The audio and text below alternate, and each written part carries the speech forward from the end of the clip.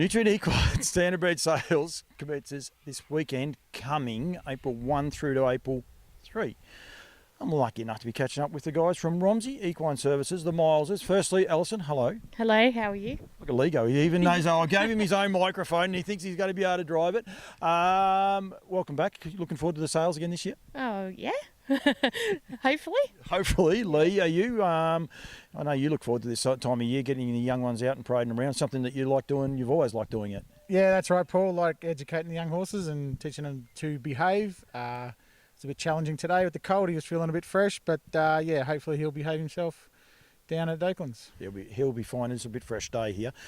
T-shirt will be coming off very shortly. It's getting very cold. You got two horses this year, which is something a little bit unusual. You normally only have the one, but you actually got an outside horse this year. Yeah, that's right. Cash Lover, a very fast trotting mare that Greg Sugars and Jess Tubbs trained for clients in New Zealand.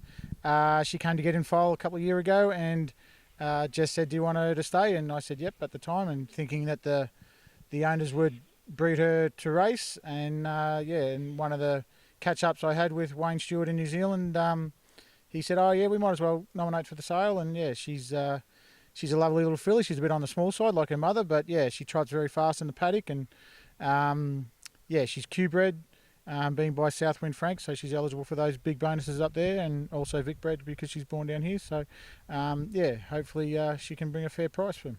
I want to make sure people check up on those two, on the eligibilities of all horses, and we'll get onto the colt in a sec, but the eligibilities of all horses, also the barcode just underneath that. Scan that with your phone and it'll bring all your updates as well. So if there is something missing off the page, hit the barcode and you will actually see it down the bottom. Cash Lover, Lee, she was a lightly raced horse herself. She was exciting. From memory, she actually raced without a crupper, I reckon, is how Greg got her going. I reckon there was a little bit of a catch to her, but yeah, super fast filly. Yeah, I don't know about that. I know they did get her... have some trouble to get her going. I'm not exactly sure how Greg and Jess got her going, but yeah, she won 6 out of 12. Yep. She was very, very fast out the gate, and Greg was a passenger a lot of the time. He had his hands full or hands empty sometimes to try and just keep her trotting, keep her happy. But yeah, she was extremely fast, and she came here to get in foal, and she's had this filly by Southwind Frank, and she's had 2 Muscle Hill colts now. One Muscle Hill colt and back in foal to Muscle Hill. So and it's going to be a colt. You're becoming Nostradamus. You're looking into the that's future. Exactly right. Yeah. Automatically a colt. She's a lovely colour. She's very plain, but she's just a lovely that bay colour. But she just glows, doesn't she? She is. Yeah, she's come up pretty good in the coat, and that's her singing out now. Yeah. She's a lovely little filly, and yeah, hopefully she can do a good job later in life. The colt, Alison, I don't think you're going to be parading him. He's a big boy. He's a little bit unusual for the American ideals. He does stand over a lot of ground, doesn't he? He's a big, strong horse, and he's always had a massive walk on him right from the day he was born. So yeah, I might be passing on walking him. Certainly if he's anything like he was today, he was full of beans, and yeah, he's a look at me kind of colt. So. Yeah, he is definitely that, and I encourage people, I'm not sure, this probably will go up before the videos go up, but the videos will be up hopefully by Monday, Tuesday at the latest, and I encourage people to have a look at him. A little bit different to the 2 mares that have sold the 2 years previously. He's definitely the taller of the 3. Yeah, he's a big horse, and he's the only colt she's had, so he's just a little bit more full on than the fillies. The fillies were pretty easy.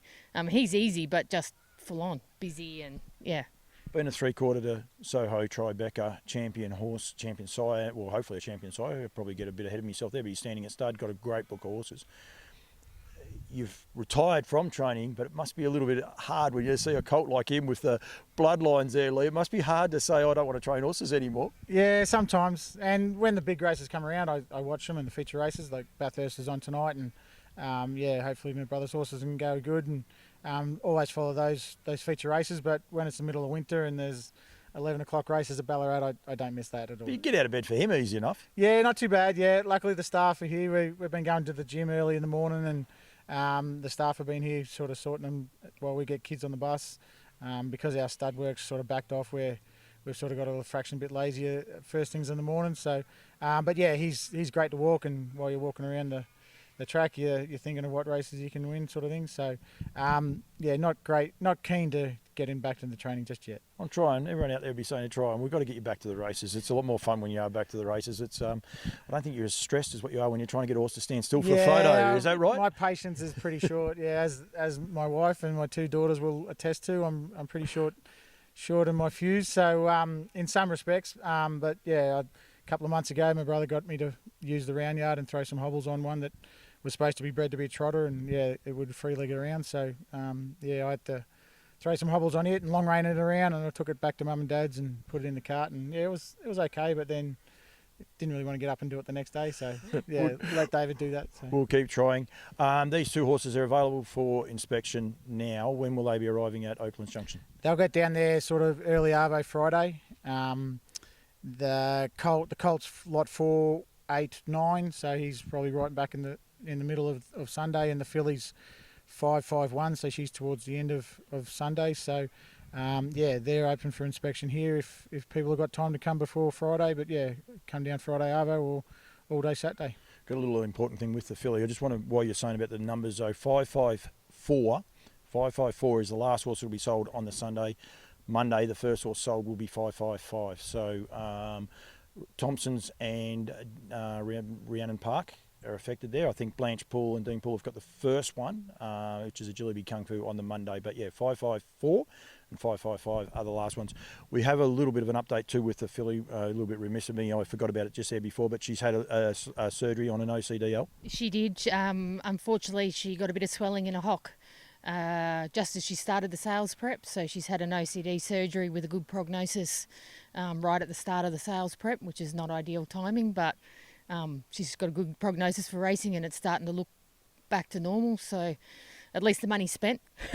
Well, that's exactly right, and I think people worry about them. I think there's becoming more and more knowledge about them, and it is unfortunate. We could possibly lose one or two from the sales, basically on sale day or thereabouts, because one will appear as a vet. They're a very frustrating thing that you can't predict when they're going to raise their head, if they're going to raise their head. And that's the thing, we don't obviously do in the Standardbreds as much of the survey radiographs as they do in the Thoroughbreds. You know, they would have been picked up earlier, probably in a Thoroughbred, but you know, it's more expense that people don't need, and unfortunately, you know, when they do rear their ugly head, the timing's not always the best time, and yeah, it wasn't great for her, but could have been worse. Like you say, it could have been last week. You know, at least she's had time to have the surgery, and hair's nearly grown back, and the joint's looking pretty good. So the hock OCDs have a great prognosis. Well, that's what I was going to say. As a vet, do they worry you? No. They did a study in America of all the Thoroughbreds that had X-rays prior to the sales, and the ones that had hock OCDs actually won more races than the horses with clean X-rays. Yeah. It's interesting. That was the original study, whether it still holds up, but it certainly doesn't stop them racing-wise once they're fixed. No, I did a chat with Sarah Gray last year, and she said something very, very similar to that too. So I think most of you vets are in accordance with that. Guys, thank you. As I said, we'll get the videos up. This will go up sometime tomorrow, but we'll get the videos up as quick as we can, maybe tonight, but I doubt it. But we'll get them up. Look forward to seeing you. Good to catch up with you again, and still keep thinking about getting back, Leigh. It's not all bad, like. No, maybe one day, but maybe not, sweet cheeks. Thank you very much, guys. Thanks, Paul. Thanks, Paulie.